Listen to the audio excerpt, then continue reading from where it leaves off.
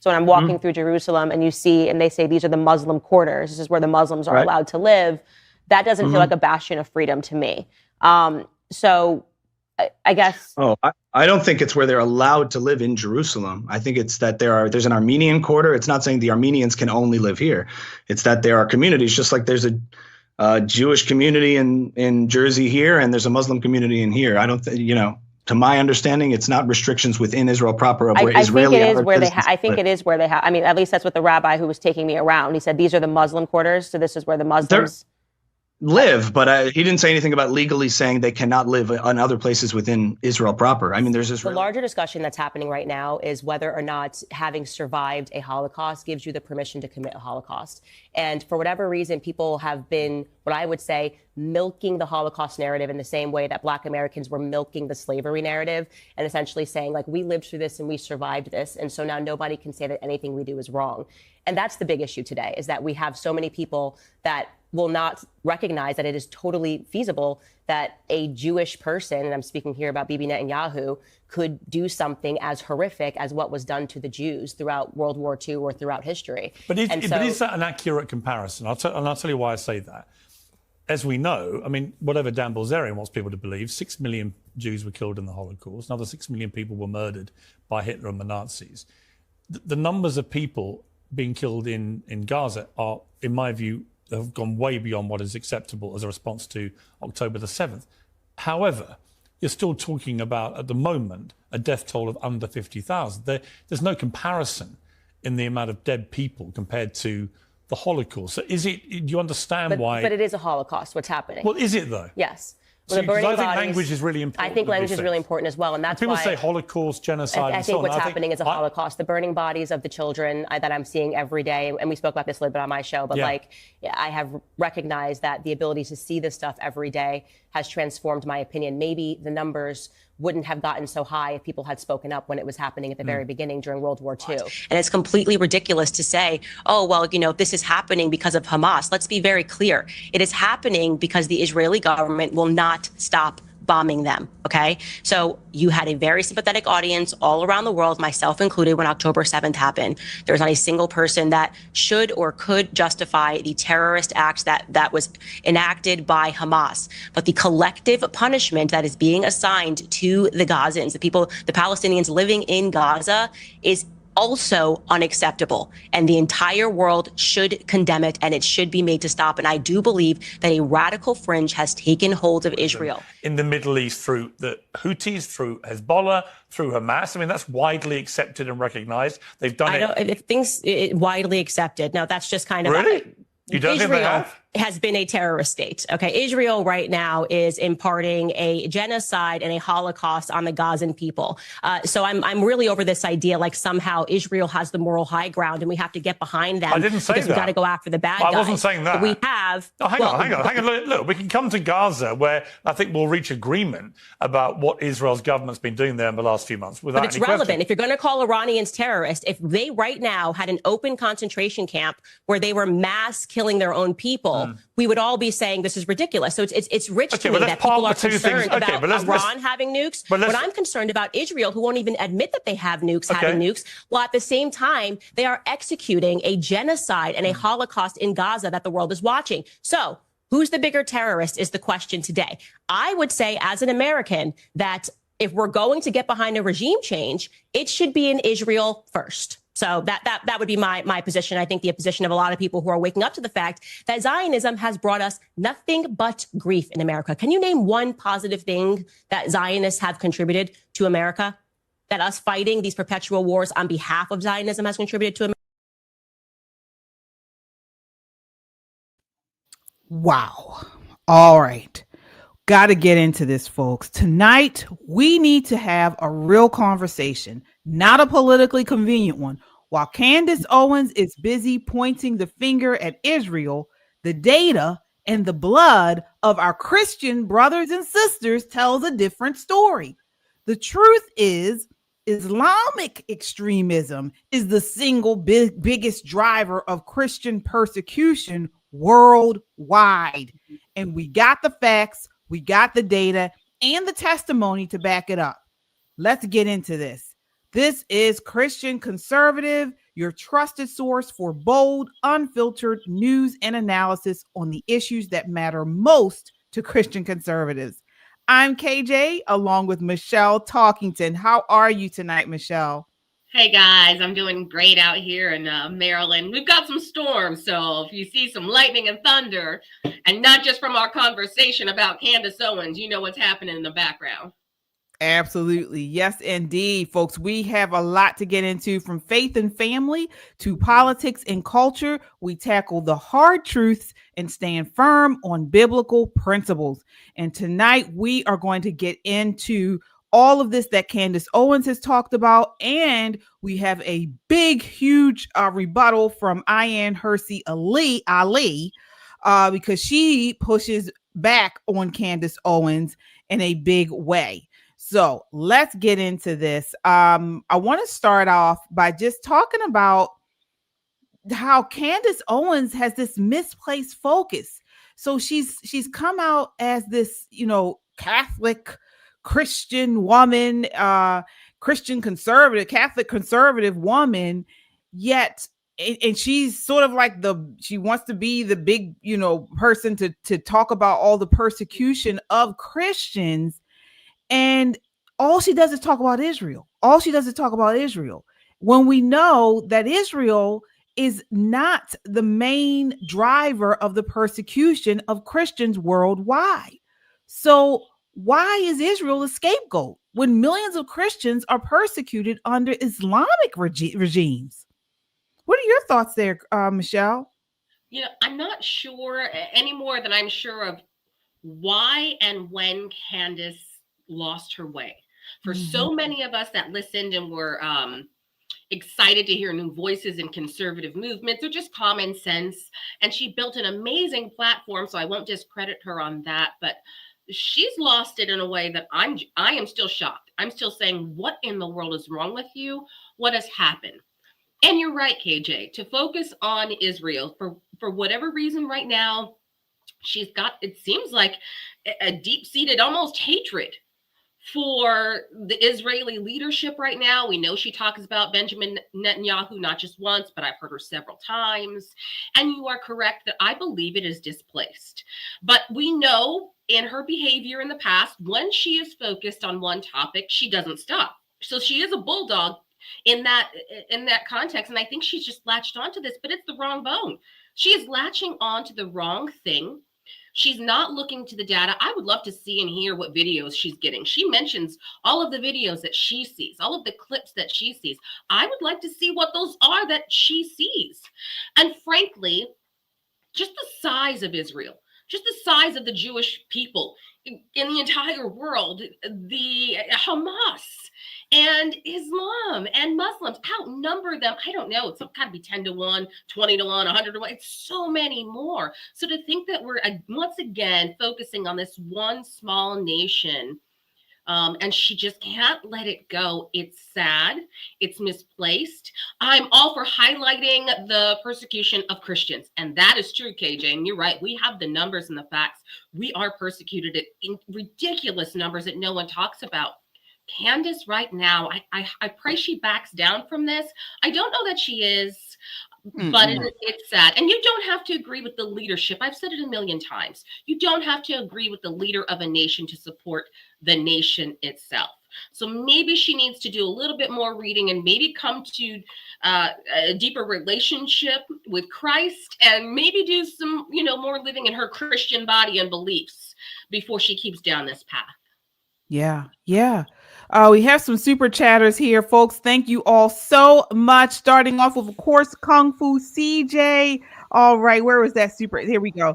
Says, okay, let's get into this. To God be the glory. Absolutely. Thank you so much, Kung Fu CJ. And as you guys come, please hit that like button. It helps to get this video out in front of a wider audience. And if you haven't done so already, subscribe. We have a goal to hit 5,000 subscribers by Labor Day, and we can do it with your help. So folks, Christians, conservatives, come in and subscribe and hit that like button. I thought I saw another one there. Here we go. Laura, you beautiful tonight. Thank you so much. Yes, indeed. All right. So yeah, we're gonna get into this. So many comments, folks. And as you mentioned, Michelle, you are exactly right. I mean, let's look at the hard data. So, according to Open Doors, Islamic extremism was the number one driver in 40 of the 50 worst countries for Christian persecution from 2023 to 2024. Over 10,000 Christians were killed for their faith in that period, the majority by Islamic extremist groups like Boko Haram, Al-Shabaab, and the Fulani militants. In Nigeria alone, over 5,000 Christians were killed in 2023, making it the global epicenter of anti-Christian violence. Sub-Saharan Africa, 70 to 90% of Christian persecution is from Islamic insurgents. Again, this is the Middle East, North Africa. Ancient Christian communities in Iraq and Syria are nearly extinct due to ISIS and similar groups. And we have Asia. Christians face threats from blasphemy laws and mobs rooted in Islamic ideology. I mean, the list goes on. And Western media is terrified to criticize Islam, even when it's responsible for genocidal levels of persecution. It's just crazy to me. And I was talking with other people and thinking about it, and I don't think we realize that we are in almost a modern day crusade period. I mean, this harkens back. We just have different technology and the weapons are different, but the war seems to be playing out in a very similar way. And of course, all of that happened before the United States was a nation. And somebody mentioned Candace might believe in the replacement theory that the United States has replaced Israel as the chosen. I don't agree with that, but I understand. I've heard that argument, but we weren't there then. We're here now. And these major religions are battling it out now. You hear what we're talking about, right? The Muslim religion, we're talking about Christianity. And for her, I believe she's Catholic, and a lot of people are blowing up the comments on Catholicism. No hate to my Catholic brothers and sisters, but I wish Candace would come into a deep relationship, just even more in an evangelical or personal relationship with Christ, because I think her mindset would change. But I'm going to be in prayer for her. I think, again, I do relate this a lot to hormones, to things changing when you have a lot of young babies. I don't know where she fell off, but she fell way off. But this crusade happening is serious, and we as Christians need to pay attention to exactly what you were saying. Those numbers are true, and it is scary. And the fact that no one is standing up for the Christians is frightening. Why? Why is the question? Why? Yeah, that is the question. Why? I mean, she certainly has taken, just speaking about Candace Owens, she certainly has, done an entire 180 turn. I mean, we know that she started most of her career working with the Jewish community. I mean, she started out at PragerU, which is run by Dennis Prager, who is Jewish. Then she went to Daily Wire, working with Ben Shapiro, who's Jewish. So it's very, very odd what has occurred with her. But we have someone here who's actually speaking about the Christian persecution from the data. And this is another thing that's very odd, because we've seen that Candace Owens throughout her career has always been cemented in the data, in facts, in figures. And so for her now to just go off on Israel, and she's claiming this is due to the idea that Christians are being persecuted, it's not true. I mean, if that's the goal, if that's the agenda, if that's what she's trying to highlight, you would think she would talk about Islam, radical Islam, because that's the number one driver of persecution against Christianity, but she's not, which is very weird. But that brings us to Ayaan Hirsi Ali. So, folks, for you guys who may not know who she is a phenomenal figure right now, and not just now, but for a while, in what we call highlighting and exposing Islam. So I have some background here about her. Let's see here. So she's a prominent critic of Islam and author of books like Heretic, Why Islam Needs a Reformation Now, has consistently argued for reform within the religion while highlighting its perceived dangers, particularly in its unreformed state. Her views stem from her personal experiences as a former Muslim who fled Somalia. Okay, so this isn't someone who is some academic or someone who's, reading books and providing, education. She's lived it, folks. She has lived this. She faced threats for her activism as well. I think during when she was in Islam, she had gender mutilation. And so she decided to flee Somalia, and she has now changed over to Christianity. Are you familiar with her, Michelle? I've heard a couple of her, not just her background story, but I've seen her speak, and people have published some of her work.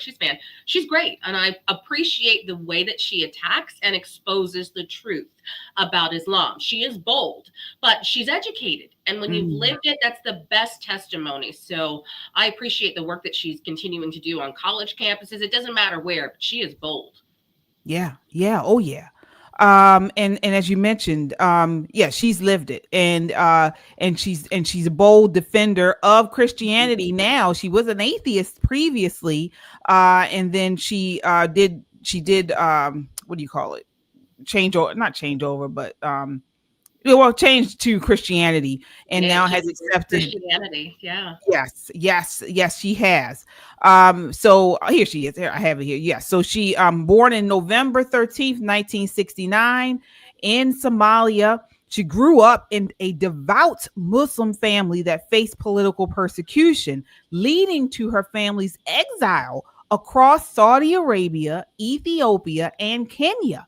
At age 5, she underwent female genital mutilation, a practice she later opposed. In 1992, fleeing an arranged marriage, she sought political asylum in the Netherlands, where she adopted the name Ayaan Hirsi Ali and gained citizenship in 1997. So, folks, this is someone who was Muslim for many years. She escaped it. Now she would then turn atheist, and now she's Christian. So again, initially it says here she an atheist and a prominent figure in the new atheist movement. She announced her conversion to Christianity in 2023, citing its cultural and spiritual value.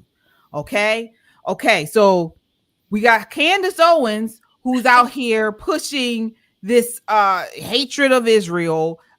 She believes Israel is horrible, and basically she said, and as you saw in the beginning of the show, she is criticizing them more so. She feels like they are the bigger threat over Israel. I'm sorry, over Islam. She is saying Israel is the bigger threat over Islam.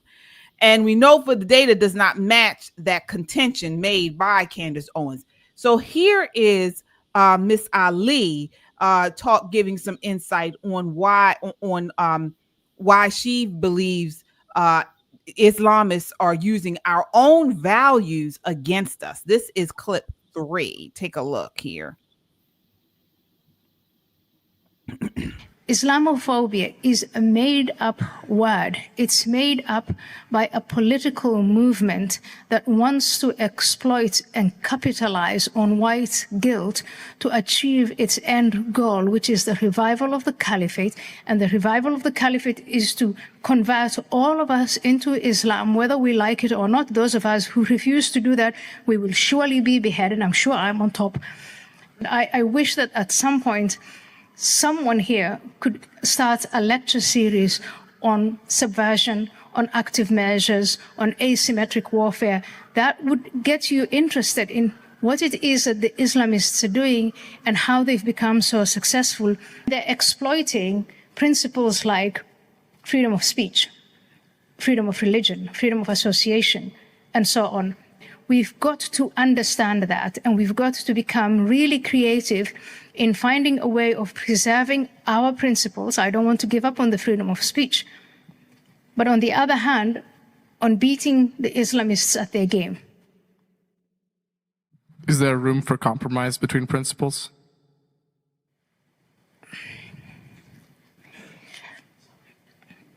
If I want to kill you and behead you, unless you convert to the religion I dictate, what would be the place of compromise? Well, I would not mind converting, as I myself am an agnostic, so have no faith, have no established faith. However, I understand that some people would not share that vision. So, let's play with this thought for a while. If you're a Christian in Egypt or a Hindu in parts of Pakistan, and you have someone looking at you and saying you'll either lose your head or you convert to Islam, it makes sense to consider converting to Islam. But here today, for us to have the attitude of, well, we'll see what happens, and if we get to that point, I'll just convert, I will say, are you sure? Maybe you want to get educated on what would happen once you convert. What would your life be like, and the life of your sisters and women? What would they do to the Jews? So they are going to annihilate the Jews. Will you stand by and watch that? Maybe I should give Introduction to Islam and Islamism as a lecture series, and once you understand what it's all about, you might develop a backbone. I would look forward to that greatly. Thank you very much. Thank you. All right. This is what we need to be talking about. This is what, again, I'm all for criticizing, people who need to be criticized. And I know Israel's hands are not clean by any means, but for Candace Owens to go after them the way she has, it just does not make sense to me when we clearly see the data and the distortion and violence is coming from radical Islam. What did you think of that exchange there, Michelle? Well, I love this clip, and I love that you might grow a backbone. Those are going to be famous words. You might grow a backbone, and we've lost that. Even as Christians as a whole, we've lost the backbone. We have not only taken on the principle of turn the other cheek, we've turned the other faith. Mm-hmm. So we've compromised our faith so much that this, like what she's talking about, radical Islam can come in and almost easily convert. And we talked about this, what was it, a month ago, right here on this show, and we had a clip of a radical Islamist here in the United States who said, look, Christians are easy to convert, and you can say anything you want, and not even the president, not even Donald Trump can arrest you or do anything about it, because they are using our freedom of speech, and as Christians, our pacifist behavior against us. And I'm sorry, but when it comes down to it, I'm going to lose my head. I'm not going to back down and say, yes, this is okay. I'm not going to convert. And for Candace, again, back to Candace, to take on the battle against Israel, she's on the losing end. And we know this to be fact because we read the book. The book has prepared us for all of this. The Bible has told us what will happen. We know there is persecution, especially because of Christ and our faith in him. We know what's coming against the Jews. This is the setup, and we're just watching it in real time. So the time has come to pick a side. She's picking a side, but she will be found wanting. It's the wrong one. And this woman is correct. She is trying to enlighten. This woman is going around to places where she has money on her head. They need her dead. They want her dead. They need people like in her position to stop speaking. They need people like us to stop speaking. So this is where we're at in time. Candace is wrong. This woman is right. She's exposing it. And Christians, again, I go back to the Crusades, different type, but we need to be prepared and rally and wake up. Yeah, I 100% agree. And folks, as you come in, if you agree, hit that like button. The like button, as you guys come in, when you hit the like button, it helps to get this video out in front of a wider audience. So don't forget, don't just watch, hit the like button. And if you're new to the channel, subscribe. We are Christian conservative. What we do here is basically we expose the truth. We expose the truth from faith and family to politics and culture. We expose the lies. We also defend our values and fight for truth in a world that desperately needs it. So folks, please, as you come in, subscribe and hit the like button. It helps to get us out in front of more people because YouTube doesn't want to see this. They don't want this getting out. They continue to push out people that want to do the total opposite. So please share, and subscribe. Yeah. I want to talk about one thing that Miss Ali talks about in her lectures. She makes a distinction a lot of times between what she calls political Islam and religious Islam. And so, yeah, I wanted to kind of talk about the differences in that when she does that. And so basically, from what I'm gathering, what she's saying is the distinction she's making is Mecca Muslims, what she calls, are peaceful spiritual adherents from Medina Muslims, is what she calls those following the more militant political aspects of Muhammad's life. So she emphasizes that political Islam or Islamism rejects the separation of mosque and state, viewing it as a totalitarian ideology rooted in jihad that threatens modern democracies. That's what she sort of says over and over again. What do you think of that distinction she makes, Michelle? I mean, she's correct. And to some extent, we attempt to say that because when I differentiate between just saying Muslim as a religion and saying the Nation of Islam or Islamic extremists, right? You're right. They don't separate. It's why when they pass laws in other foreign nations and Middle Eastern countries, it's the church that's on top of those decisions. And then it affects the entire policy and politics of the nation.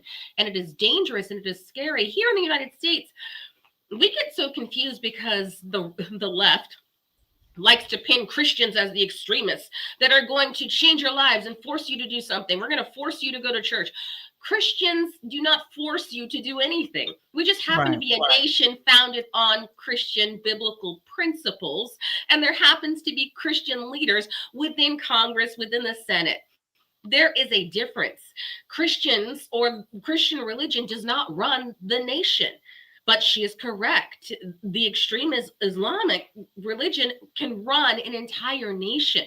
And that is where you see Sharia law. It is enforced. That's why what she's saying is so scary. And that guy without a backbone, which many of these ridiculous, idiotic, stupid protesters, those fools out there, especially those LGBTQT, all of the women holding signs that are pro-Palestine and pro-Islam and pro-everything, they are fools. They would be beheaded. They would lose hands. They would have, just the worst atrocities. And if we let extreme Islam take over, it would be legal to just mutilate and destroy and annihilate people under a religious edict. We don't do that as Christians. I wish more people would wake up. I wish more people would read. And I wish more far left politicians would either shut up or find out the facts. Yeah, I'm right there with you. And as you mentioned, the whole idea behind Islam is it is a threat to women's rights. The core focus of Miss Ali's advocacy is Islam's treatment of women, including practices like forced marriage, honor killings, which we just had one, or almost it was stopped here in Maryland, child marriage, and female genital mutilation, which Miss Ali actually experienced. She argues these are not cultural anomalies. But often these are justified by Islamic teachings, and Muslim women must be empowered to challenge them for self-determination. So yeah, we do have some super chatters here, folks. Thank you all so much. Let's see here. All right. We have Laura with the $2 super chat says, was the 9/11 attack Islam? Good question. So we know that the 9/11 attack was orchestrated by Islamist extremists, led by Osama bin Laden. It's from what I research know. And so 19 Al Qaeda operatives hijacked the airplanes and crashed them into the World Trade Center, and that's who was behind it. Do you have anything to add there, Michelle? Well, I would say in part, there's a lot of backstory. We're still, I believe we are still finding out what actually happened during 9/11. But to the extent of were Islamic extremists involved, 100%. 100%. Exactly. And again, I say extremists and a nation of Islam, yes, they had their beliefs. They were not shy about it. And they're still not shy about it, because we're talking about death to America, the big Satan, the great Satan. We are still considered the great Satan. It is crazy. And Kung Fu CJ, I think he had a comment right before that, but yeah. Oh, okay. Let me see here. He says peaceful Muslims get beheaded. Also, the American Minute website answers all of these questions. All right. Thank you so much, Kung Fu CJ. And you had another one here. Yeah. Let me see here. Oh, yes. Every act of Israel is defense or prevention. 70% of Palestinians support Hamas. All right. Absolutely. Thank you so much, Kung Fu CJ, for your $5 super chat. Yeah. It's true. It's true.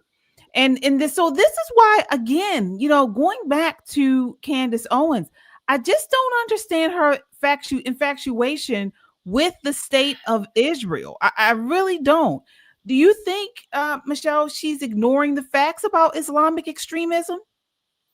I really don't know that she's ignoring it. Again, I think her focus is just misplaced. She is just one track. She's on one set mind. She's not even looking to the left or the right. She is going to keep hollering and screaming and right or wrong until people believe her, until they accept what she's saying as fact. So until people come out and say, "Oh, Candace, you were right about that. You're right about that," she's going to keep harping on it. I wish she would stop. I'm not going to go into her mindset, because I think she's gone off the wrong path on a whole lot of issues and topics that we have here on the show. And she just is speaking. And there's an arrogance to that. There's an arrogance to believing, I've done this so long. I've got such a platform. I know how to do my research, so I'm right. And that's how she presents. I've done this. I've been here long enough, so I know I'm right on this, just like I was right on that. She's not right on all of this. And it's sad, but and that's where I'm confused about, because again, I was always a huge fan of Candace Owens.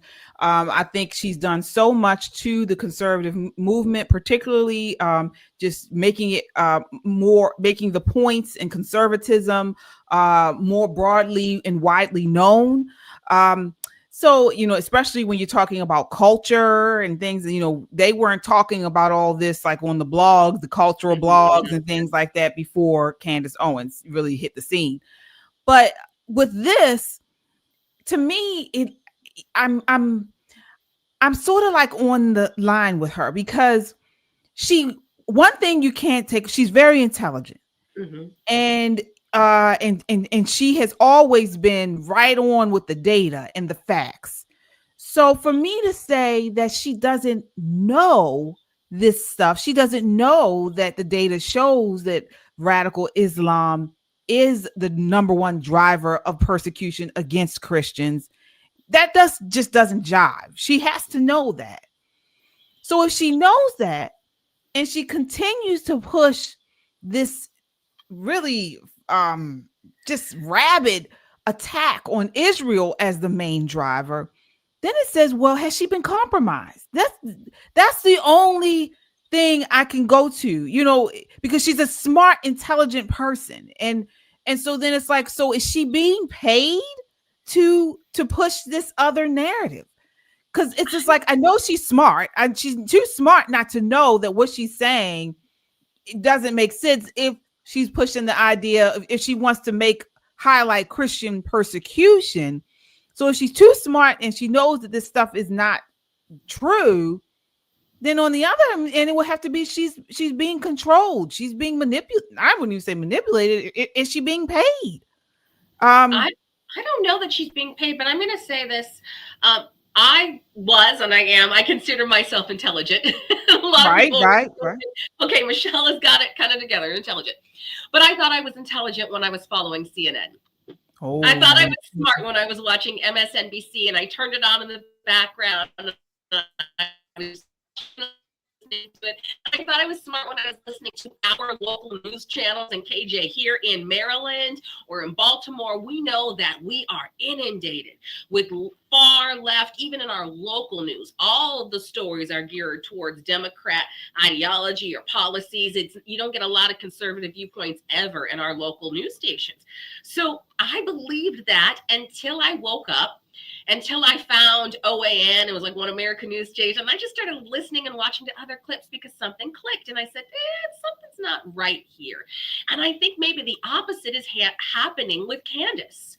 She was listening to what we consider right or logical news. And right now, I think somebody, or could be a group, are really in her ear on the other side. And clearly right now, it is people who do not support Israel, do not support Netanyahu, probably have personal stories or personal testimony. And we know how we can be swayed in, one way or another. So I don't know that she's getting paid. She's going to make money either way. So I don't think paying her really changes Candace Owens' opinion one way or the other. I just think she's wrong, guys. I just think she's wrong. Yeah. And I think she's right. Yeah. You're right. And either way, truth must come before politics. So whatever's going on, we got to get the truth out. And this is what we're here to do here at Christian Conservative. We are here to expose the lies, defend our values, and fight for the truth in this world because it desperately needs it.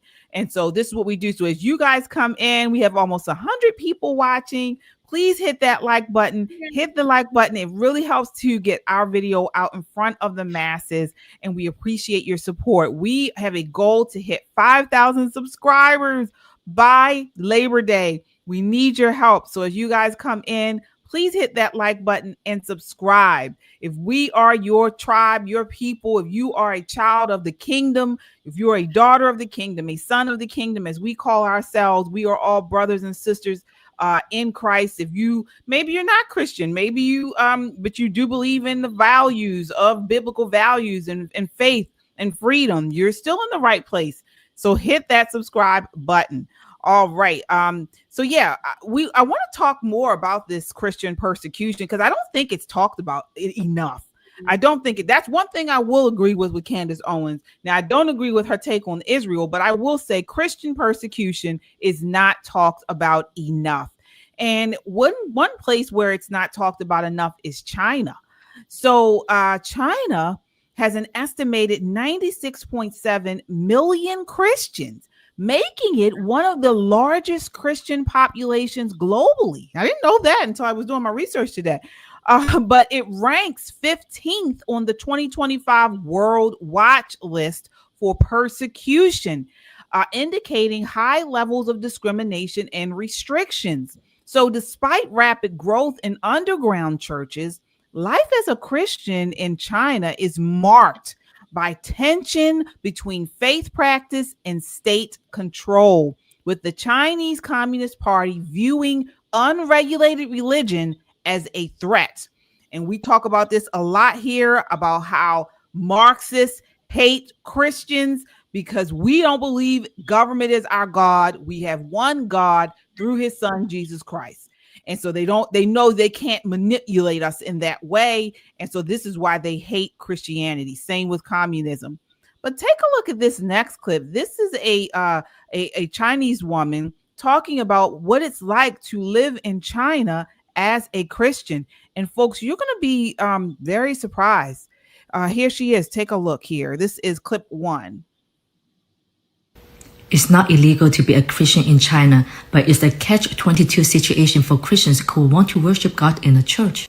There are almost 6,500 registered churches in China, and the CCP mandates that all of them use only hymns that align with their communist principles. Congregants must stand to sing the national anthem and offer praise to the Communist Party before beginning their worship. The sermons must be reviewed and approved by government officials in advance, with any message lacking socialist themes subject to censorship. In addition, all registered churches are required to install facial recognition cameras, including at the pulpit, to allow the government to monitor individuals who dare to attend. In 2023, the CCP rewrote portions of the Bible to align with the party's doctrine.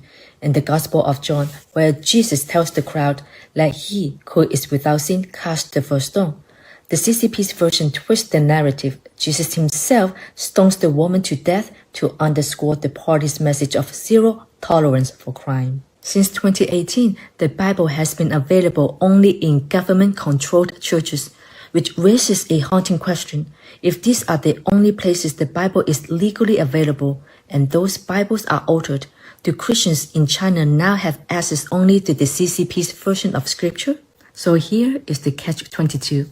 Attend a state-approved church and risk being indoctrinated with CCP-altered teachings, or worship in an underground, God-centered fellowship and risk being harassed, arrested, or locked up. What would you do? Drop a comment and share this with a friend. God bless you. Wow.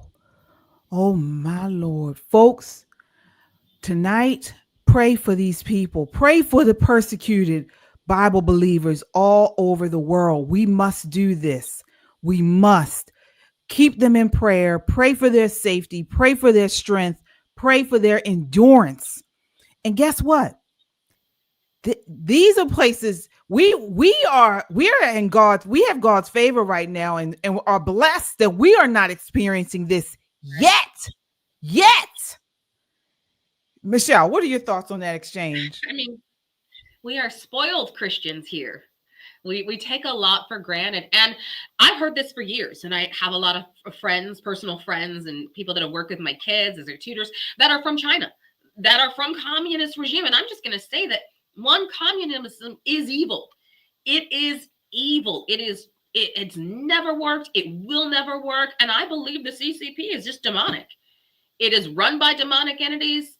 So I don't mind saying that. But what I'm upset about is the fact that as nations, we've overlooked that giant. It's not even a sleeping giant. China is a giant. China controls our medical decisions because they are the manufacturers of our medication. So a lot of times people don't call things out because they're so afraid of it. It's dangerous. She's right. This has been happening for a long time. This is not new. It may be new or news to us here in the chat, but it's not new. And people in China have been persecuted. They've lost their lives. They've lost their families, their business. They've been jailed, and they've been sitting in jails for years for believing and professing Christianity. The pure Christianity. They are Christ followers, underground churches, and they have a uniform, well, I'm going to say snitch channel, but people do call out their brothers, their sisters, their neighbors when they see a church service happening. So What are you going to do? She is right. And we are blessed to be here. But as Christians, we have to call out what's happening in other nations. And that's not. It's sad that so many may end up being lost and never really knowing Christ. I have enough faith to know that Jesus can reach you anywhere. But this doctrine is dangerous because people are going to believe stories that just don't exist. They're going to believe in a faith that is not real. It's the Chinese CCP version of Christianity. That is scary. That is sad. Right. But and this is what we're talking about is occurring in China. But this is actually a globalist agenda to digitize everything. We talked about this last week, folks. Go back and watch our video on Marjorie Taylor Greene and crypto and this digital currency. Go back and watch it. But this is along those same lines, the digital only world. So Bible apps and online versions can be altered without notice. Yep. Tech companies and platforms can change key verses to fit cultural agendas. again, removing references to sin, gender, sexuality, even salvation. Unlike a printed Bible, you won't even know it's been changed. Yep. So yeah, this is dangerous. This is very dangerous. And they're already doing it in China.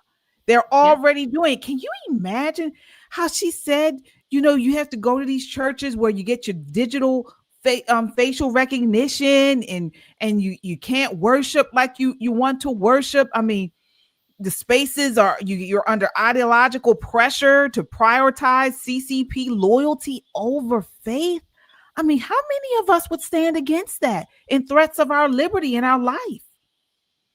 I don't know, but this is so Old Testament. Like, this is something that we've seen in the Bible where he's bow down and worship this God. And he was like, no, there's so many testimonies of this happening. And here we are again, where they're being forced to bow down and give honor to the CCP before giving honor to God inside your church.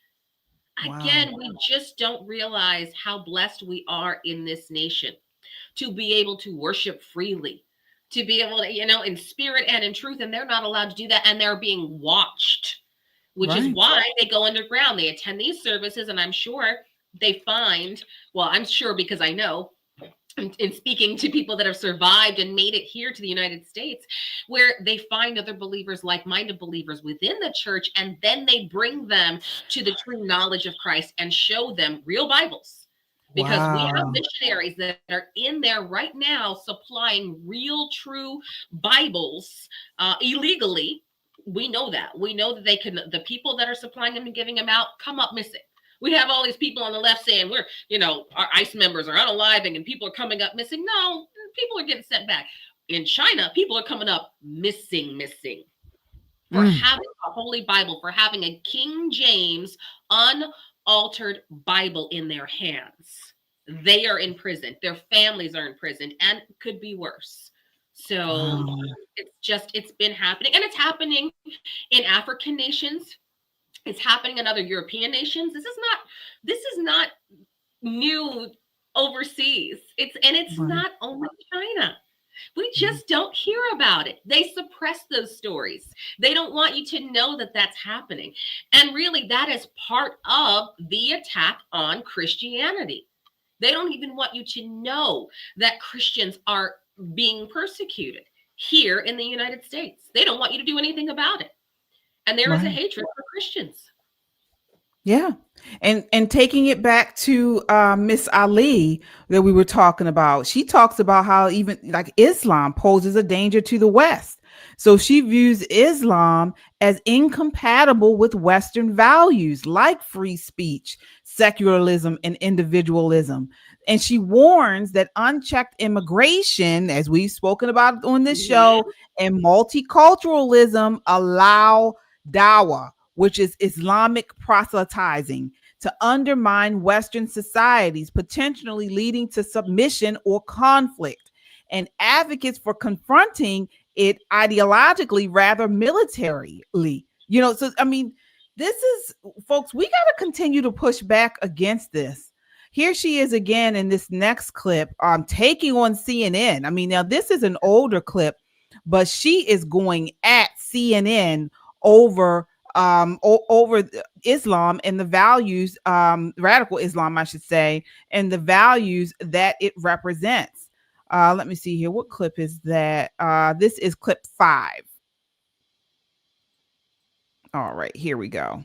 Sorry, we're having Muslims who are stuffing explosives into their underwear and who are taking flights to kill innocent people. But that's got nothing to do with the veil of Hershey. It doesn't have anything to do with the veil. About killing but it has to do with reading the Quran, participating in jihad, which is a major concept in Islam, and who say it is my religion, it's my God who tells me to kill innocent people. It's my God who makes me impose. We are saying exactly the opposite. I'm sorry. You are not saying exactly the opposite. You are an Islamist in the closet. We are sorry. You are saying you want to tranquilize everyone into believing that Islam is a religion of peace, and come out and say as the numbers increase. I do not like your argument. I'm very suspicious of your argument when you say it's only a small minority of people, when you know in places like Iran, in Egypt, in Algeria, that it all started out with a small group, with a number of minority, and that increased. Okay. And in democracies, numbers matter. Demography matters. Ayaan,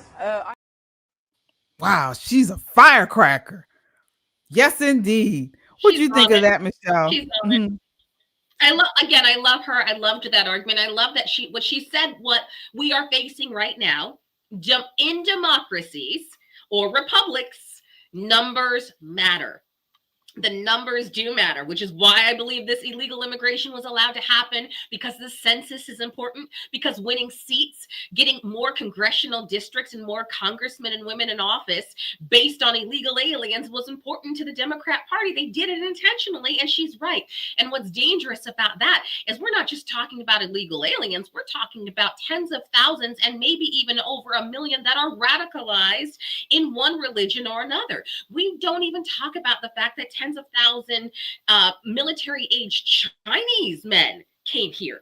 So under the thumb of the CCP. You think because they leave China that they don't follow the Chinese government? No, because that government has their entire families under thumb. And she's right, the same with radical Islamists, and they're not even hiding anymore. I mean, they're in our colleges. They're leading the protests. They're not in hiding. They're speaking freely because they are here in the United States of America, where we have fought and died to protect our First Amendment rights. She is dead on. Her message is always dead on. And I love that she doesn't back down. And in that clip, she was noticing how sneaky, and I wish you guys could go back and hear what he says before. She catches on to how quick-witted and how sly he is in his argument. And that's the same thing happening in New York right now with this character/clown trying to run for mayor. And he is slick and stupid and has a mission, and it will be to just the full destruction of that city if he has his way. So that's what I love about her. And that is how we are supposed to be. That's why here in Christian Conservative, when KJ says like and share, that's what's important. It's because we're not backing down either. We're going to tell the truth and call it as we see it. And more of us need to do that, especially as Christians. And with I saw some comments, they don't like to just be called Christians, as Christ followers. I was going to say that too, Michelle. Yeah, I agree there. You know, Christian, the word Christian has taken so many different connotations, particularly within the last several years. I'm the same way. I rarely call I don't say Christian a lot of times. I say Bible believer, because that's where my faith is rooted in, Bible believer. And like you said, follower of Christ. That's a great one there too. Follower of the Messiah. But yeah, I feel the same way. You know, now here on Christian Conservative, we know our meaning of Christian is what we're saying, followers of Christ, Bible believers. But when you do throw that out there to people without context, it can be taken in all different ways. Yes, indeed. I'm a Christ follower. I am a Christian, and I have a biblical worldview. So when I tell people about my politics, you know, running for Congress, or my philosophy, biblical, I have a biblical worldview, and I teach my children as a homeschooler and the people in my community with a biblical worldview, meaning that is my set of standards. You want to know where I'm coming from? It's right there. It's in print, and you can find it in all kinds of different variation, whatever pleases you, the Message Bible, the NIV. But that is how I approach my belief systems. That's how I approach what I think is true or what is right. Right. Yeah. And you mentioned about persecutions, not just in China, but in Africa and many other places. And that there was news out recently. So you guys saw in the news, the evangelical pastor and his family were massacred by terrorists in Syria, at least 20 dead. So as of July 27th, news reports from the past week detail a tragic massacre in southern Syria, where an evangelical pastor, Khalid Mezir, and approximately 20 members of his extended family were killed amid escalating sectarian violence.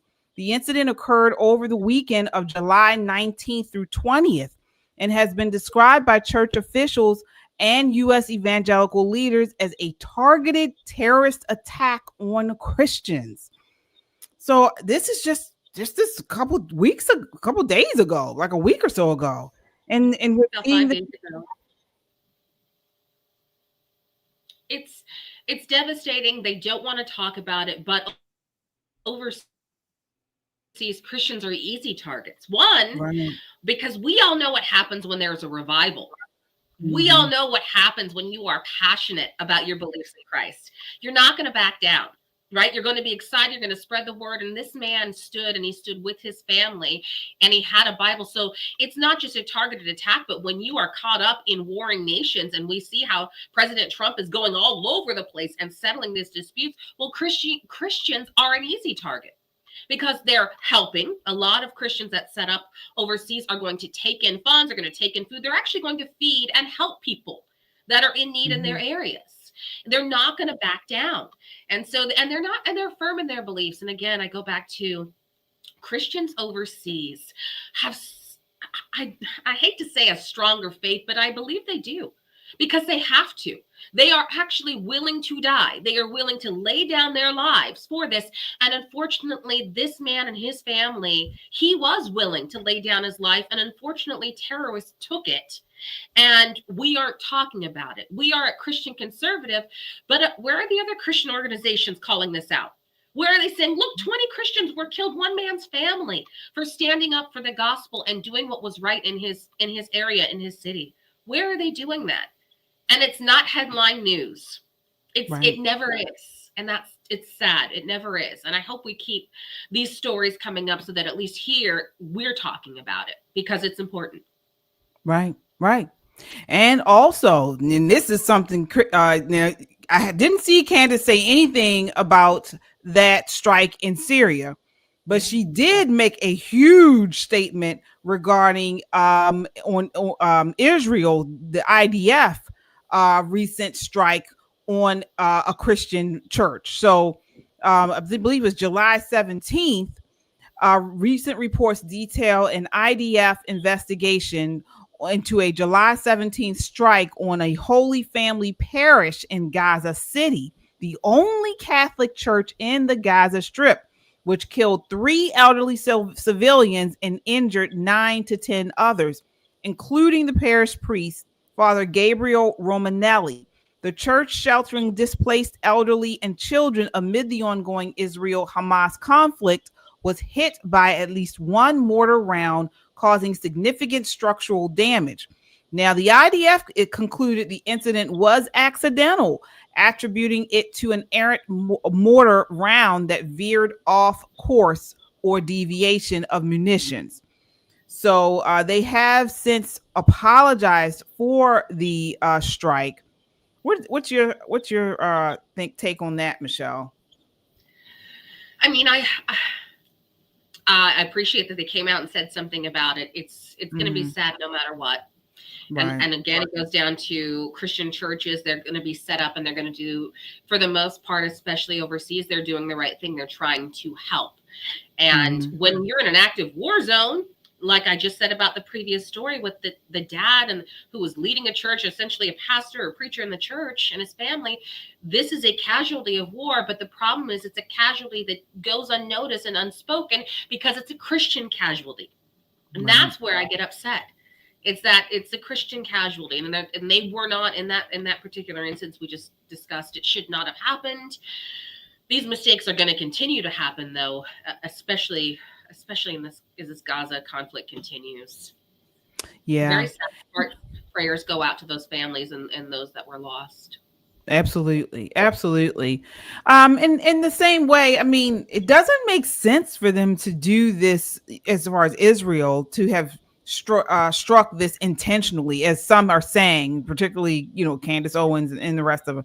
It doesn't make sense for them to target this, intentionally, because what would that have gotten? I don't understand. I mean, they're supposed to be an ally of the United States. and also to the Christian faith, you know. So I don't see why they would do that intentionally. But you know, it is being, I don't know. You know, propaganda. We have to fish through it. We have to Right. fight through propaganda all the time. And right now, there's Candace Owens really wants to make Israel to be the bad guy. She wants to convince us. She needs to convince us that Netanyahu is a war criminal. I've had these conversations with several others, and they are 100%, you know, in their mind he is. And I don't believe he's innocent. I believe he's done the wrong thing probably several times, but that does not make me back down in my support for Israel or the Jewish people. So I make that perfectly clear. But that's what she wants. And that's what the narratives want.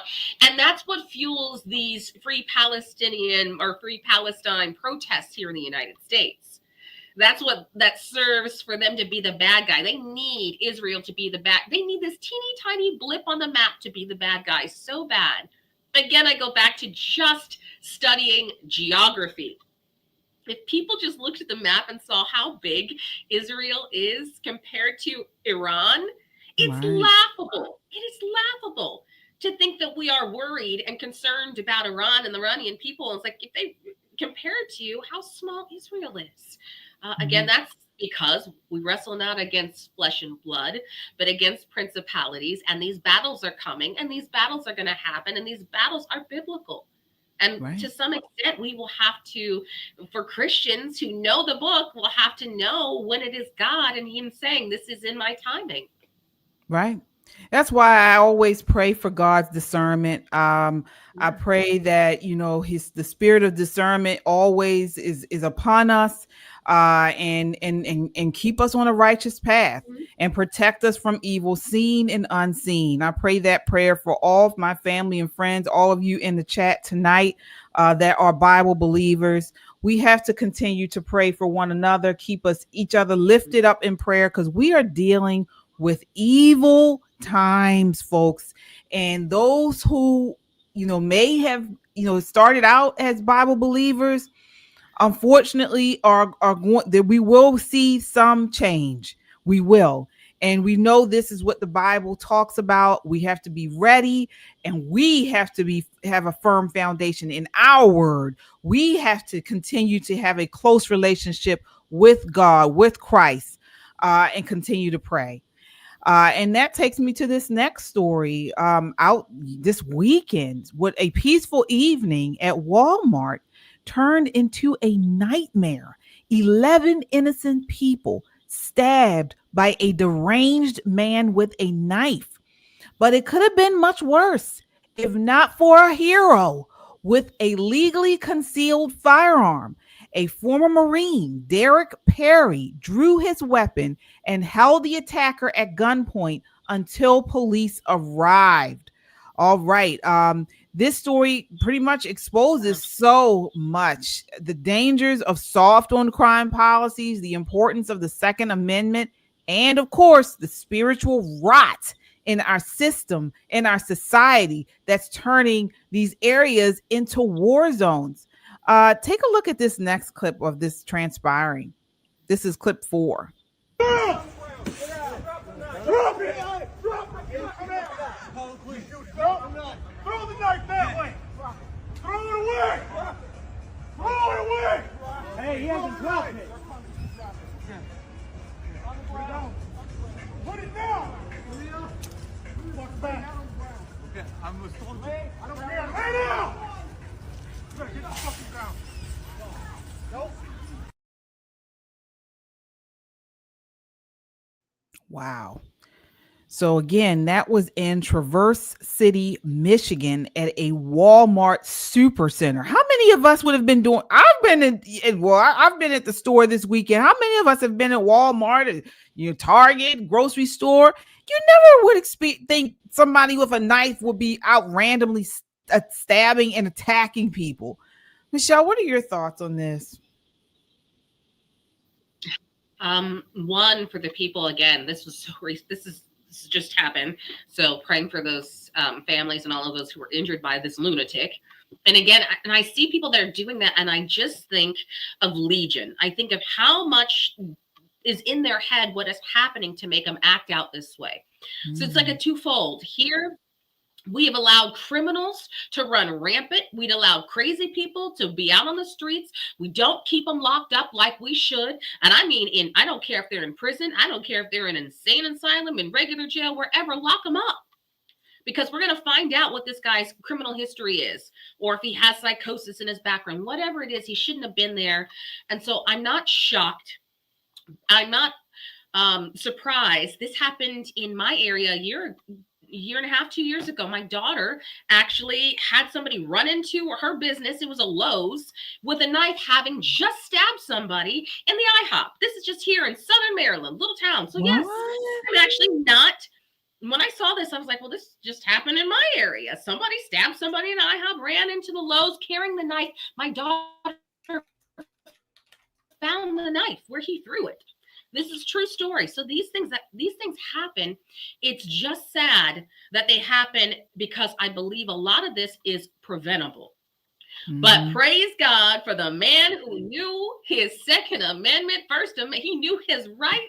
He knew what he could carry. And he knew it's one thing to know and believe in, your Second Amendment rights. It's another thing to act on them. Kudos for him. He is a hero. He is an American hero. I would have done the same thing. And I have a lot of friends who would have, but many sit back. That's tragic in the U.S. He did the right thing. He should be praised for. And anyone else saying anything other than that, politicians will come out and say, we shouldn't be doing that. We should allow the police. No, he pulled a gun on him. He's lucky he didn't get shot. So good on him. Right. But right, guys, exactly. Be mindful of your surroundings, because it's crazy out there. Yeah, it really is. Oh my goodness. We have a super chatter here. Kung Fu CJ says the devil made him do it. All right. Yeah. As you mentioned, Michelle. Yeah. I mean, there's so much evil out here, folks. And as believers, we know we are living in a fallen world where chaos and violence are being normalized, but we are called to be watchmen. And thank God for that man who was there and who was able to stop this guy from doing even more harm. The Bible calls in 1 Peter 5:8, be sober-minded, be watchful. Your adversary, the devil, prowls around like a roaring lion, folks. We know this. We know this. We know what the world we're living in, and we have to be ready with our swords, our Bibles. We have to be prayerful, praying for one another, but stay vigilant, because, this is what's going on. And not only stay vigilant about these types of attacks, but we have to continue to cling to the truth. When society abandons God, evil rushes in to fill the vacuum. And we got to call it out. We have to call out things like this, the lies, and also this spiritual decay, because that's what's at the heart of this violence. It's spiritual decay. Yeah. We will continue to follow this. I mean, I'm just happy he was there. And what do you think? I know we talked about the spiritual warfare that's going on here, but Michelle, do you think Americans should be trained and armed, especially in states where soft on crime policies are failing? Oh, I think we got a bad connection. Can you hear me, Michelle? I don't know if you're talking to the right woman or the wrong. Hear me out there. Oh, yeah. Can you hear? What'd you say? Say it again. Yeah, I think I accidentally hit that mute button. Oh. I totally agree, KJ. The answer is yes. Okay. Yeah. Okay. Absolutely. Yeah. Yeah. I'm starting to think that way too. I mean, they want to defund the police. So, we don't have enough police out there. And then you have, they have they have these soft on crime policies, which then in turn emboldens the criminal elements and criminal activity. So, Americans need to be armed. That's what I think. What if that guy didn't have his firearm? What if bystanders waited instead of acting? So again, we have to be vigilant, prepared, and courageous, especially in this culture and day and age where criminals are emboldened and citizens are demonized for the right to carry. Yeah. All Not right. here. Right. Guys, I'm just, my kids all know what weapons are. My family, we all have guns. We get our concealed carry licenses. If you can read, you can carry a gun. And that's how I feel in my house. And Maryland, my state, is just let anything happen. We are not a stand your ground. But Michelle Talkington will stand her ground. I am a stand your ground woman. My kids are stand their ground children, and so are my friends. So despite what the state says to retreat over my dead body, and actually it won't be, because I'm not retreating. It's just what it is. Protect yourself, protect others. We live in the United States, and as long as I live here, I'm going to utilize everything I got. Yeah.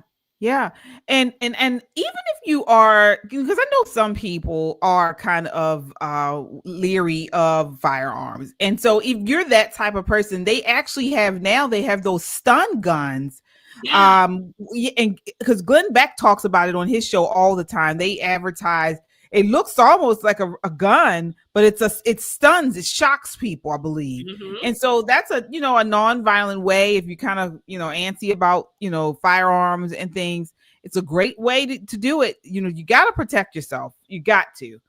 I don't think they do enough with classes. I think people would be more comfortable if they had access to classes and they could see how it's done. And it's being comfortable. You're afraid of what you don't know, or you're afraid of what the news has told you, how dangerous it is. And you get scared. Get over the fear. Take a class. Yeah. Or like you said, KJ, find an alternative, but you have to defend yourself. Right. You're right. You're absolutely right. Yep. And as we mention here all the time, again, I am grateful for politicians and leaders and people candidates like Michelle, who are Bible believing people who, have values that match many of our people's faith. But guess what? When you get at the end of the day, bureaucrats write reports, but real change starts in the home and the church. And so we got to raise bold men. We got to teach them the truth unapologetically and refuse to let fear rule our lives. I mean, I know so many people these days who are just afraid all the time. And believe me, I know the news and things and, even stuff we talk about, it does make you fearful. It does make you question, like, what type of world are we living in, and what's going to happen next? But we cannot be fearful. We cannot live our lives in fear. We have to know that greater is he that is in you than he that is in the world. That's something I carry around every day, all day, and I will not be afraid. And when I feel like fear is kind of itching in, because it does, I mean, whatever the circumstance is with you, if you feel it, hold on to a Bible scripture. That's what I do. I hold on to my 23rd Psalm. I have it memorized and I recite that and I pray. And I know that God is a conqueror, just like he did with David. He can do with all of us. And we have the power with the Holy Spirit inside of us because we know that Jesus already conquered the enemy and we can do the same. And so that's what I continue to tell myself. I'm not going to live in fear. I will not live in fear. And we none of us can. No, that's what we preach. My kids know it. And when they get fearful, I ask them, what does God tell you? And they recite that God did not give me a spirit of fear, but one of power and of love and of a sound mind. That's how we operate in our house. That's how I operate. I don't accept the spirit of fear. I might recognize when it shows up, but I don't have to accept it. And I don't have to bow down to it. Right. And it's not of God. We know it's a trick of the enemy. It's a trick that he uses to manipulate us, to make fast decisions, without thinking, without thought, to create us, to make us make mistakes. This is a trick of his.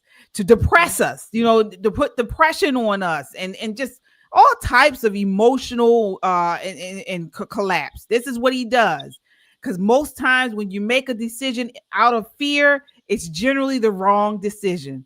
And it can really set our lives down a road, down a path that it is very difficult to come off of when you make decisions out of fear. So we know it's of the devil and we have to rebuke it and reject it. And that's just what we do. So, yeah. I think somebody's, Pastor Damon. I didn't even see him there. Yep, I saw S-File say, hello, Pastor Damon. Hey, Pastor Damon. We got to get Pastor Damon back on the show, folks. As we mentioned, he was on with us during our Marjorie Taylor Greene segment talking about digital currency. So please go back and check out that live. We have a clip just on the Marjorie Taylor Greene that I posted in the chat called the thumbnail is "Major Warning from MAGA Christians" is what it says. But if you go back, you can check out that live. It was a wonderful live that we just did it was 6 days ago. It's on the channel. If you go to the YouTube channel here and go under the live heading, and it was the live before this one. Phenomenal show. And Pastor Damon was with us there. So yes, indeed. All right.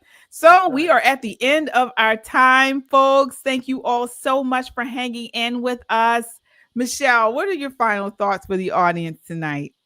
Well, I love the chat. Thanks. Good to see you on there, Pastor Damon. I'll end with what JT said.